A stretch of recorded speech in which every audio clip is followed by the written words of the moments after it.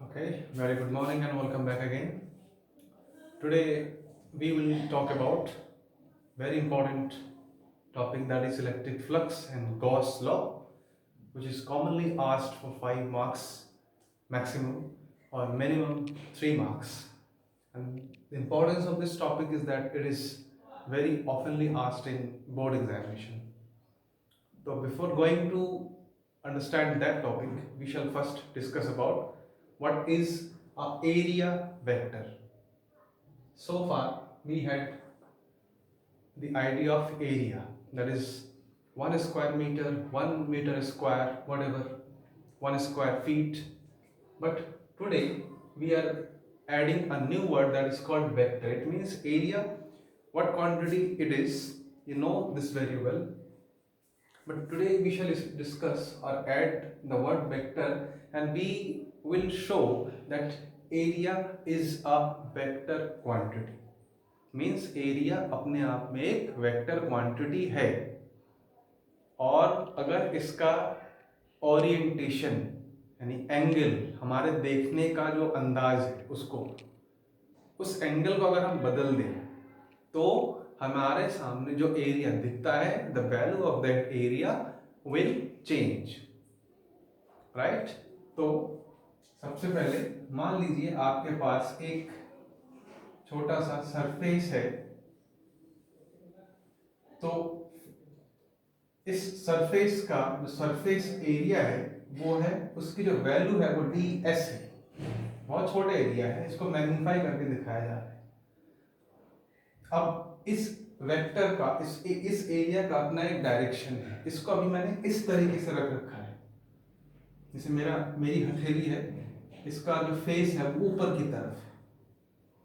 अगर मैं हथेली को आपके सामने यूं घुमाता हूं तो अब इसका डायरेक्शन आपकी तरफ है। अगर इसको नीचे करता हूं तो इसका डायरेक्शन नीचे की तरफ है। तो डायरेक्शन को दिखाने के लिए हम एक वेक्टर क्वांटिटी यानी एक यूनिट वेक्टर की बात करेंगे, और उस यूनिट वेक्टर को हम n कैप से शो करते हैं। इट मींस n कैप इस एरिया का एक डायरेक्शन है।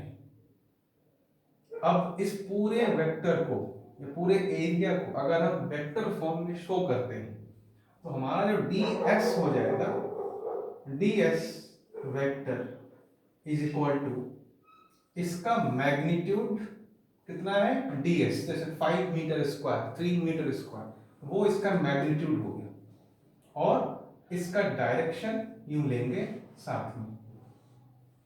और ये चीज मेरे ख्याल में आप लोग अच्छी तरह समझ रहे हैं कि ये मैग्नीट्यूड है और ये उसका यूनिट वेक्टर है। तो इस सरफेस का जो एरिया वेक्टर है उसको वेक्टोरियली दिखाने का तरीका ये है, that is ds vector is equal to mod of that ds, and उसका यूनिट वेक्टर लगा दिया। अगर क्या हो कि अगर हम इसको इस तरीके से देखते हैं, ये हमारा एक सरफेस है, तो ऑब्वियसली ये सरफेस आपके सामने कुछ इस तरीके से रखा हुआ है, यानी इसका फेस या तो इधर की तरफ ले सकते हैं या इस तरफ ले सकते हैं। अगर ये इस डायरेक्शन में जाता है तो, या इस तरीके से रखा गया हो, तो हम क्या लेंगे, इसका जो n कैप है उसका डायरेक्शन अब इस पे इस डायरेक्ट इधर की तरफ जाता है।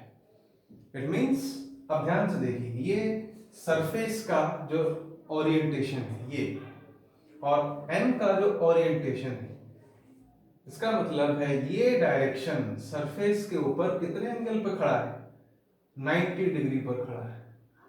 इट मींस एरिया वेक्टर जो भी है उसका जो अपना डायरेक्शन है वो उसके फेस एंड सरफेस से 90 डिग्री पर होगा। जैसे ये आपने देखा, ये सरफेस ऐसे रखा हुआ है, इसका यूनिट वेक्टर यानी इसका जो डायरेक्शन वेक्टर है वो इस हथेली से यानी इस सरफेस से परपेंडिकुलर इधर भी हो सकता है या इधर भी हो सकता है। इट मींस एरिया वेक्टर का जो डायरेक्शन है वो हमेशा सरफेस के बिल्कुल परपेंडिकुलर होना चाहिए या होता है। अगर आपका सरफेस कुछ इस तरीके से है, इरेगुलर शेप में, तो इसका डायरेक्शन निकालना बड़ा कठिन काम है। अगर ये 3 डायमेंशनल बॉडी है तो इसके लिए हम क्या करेंगे, इसको डिफरेंट डिफरेंट पार्ट्स में, स्मॉल पार्ट में तोड़ देंगे। इस तरीके से we divide this whole area or whole region into large number of small टुकड़ों में, यानी पैचेस में तोड़ दिया है। जैसे आपने आलू देखा होगा, आलू एक इरेगुलर बॉडी है, उसका सरफेस एरिया कैसे निकालेंगे, या उसका जो एरिया वेक्टर है वो क्या क्या होगा। उस एरिया वेक्टर के लिए हमने इसके रीजन को स्मॉल पार्ट्स में तोड़ दिया है। अब हमारा फोकस सिर्फ इस टॉपिक, इस एरिया पर होगा। और अब देखेंगे इसका जो डायरेक्शन है वो अगर इधर है तो इसको n कैप लिख देंगे। मान लीजिए इसका सरफेस एरिया ds1 है, तो इस पूरे एरिया को वेक्टर फॉर्म में कैसे दिखाया जाएगा, ds1 n कैप, यानी ये इसका डायरेक्शन हो गया। हो सकता है डायरेक्शन अलग है तो n1 कैप ले लिया। ये नीचे वाला पार्ट, इसका जो मैग्नीट्यूड है वो क्या है, ds2, और इसका डायरेक्शन ऑब्वियसली इससे अलग है। इसका फेस इस डायरेक्शन में है और इसका फेस नीचे की तरफ है, तो इसको हम n2 कैप लगा देंगे। इस तरीके से इसको, इसके बहुत सारे डायरेक्शन हो जाएंगे। आप एक बॉल को भी इमेजिन कर सकते हैं। जब आपके सामने एक फुटबॉल हो तो आप जब टॉप में खड़े हैं तब आपका फेस या आपका जो हेड है वो ऊपर की तरफ होगा।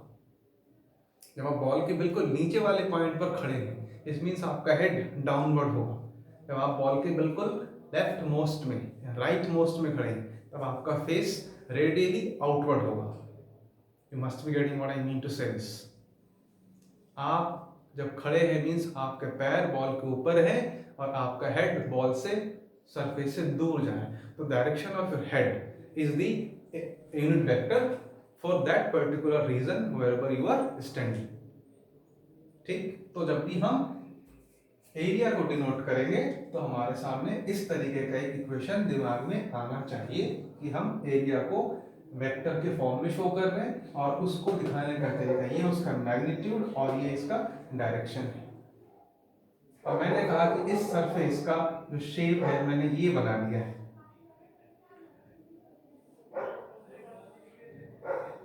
इसका मतलब है या तो इसका जो यूनिट वेक्टर है, नॉर्मल यूनिट वेक्टर को एक और नाम दे सकते हैं, normal to the vector. And unit vector is always normal to that surface area, यानी ये डायरेक्शन जिस डायरेक्शन में उसका नॉर्मल जा रहा।